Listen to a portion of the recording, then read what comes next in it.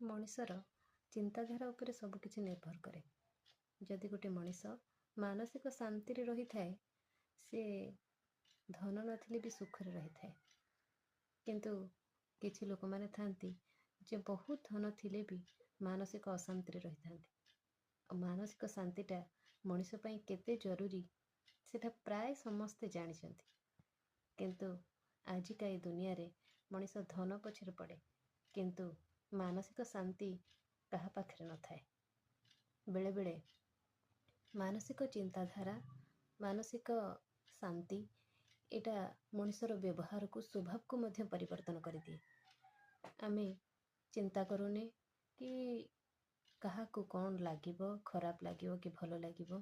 ଆମେ କାହାକୁ ବି ଅପମାନିତ କରିପାରୁଛେ, କାହାକୁ ବି କିଛି କହିପାରୁଛେ, କିନ୍ତୁ ଭାବିବା ଦରକାର ଯେ ସାମ୍ନା ଲୋକଟେ କ'ଣ ଭାବିବ, କ'ଣ ନାହିଁ।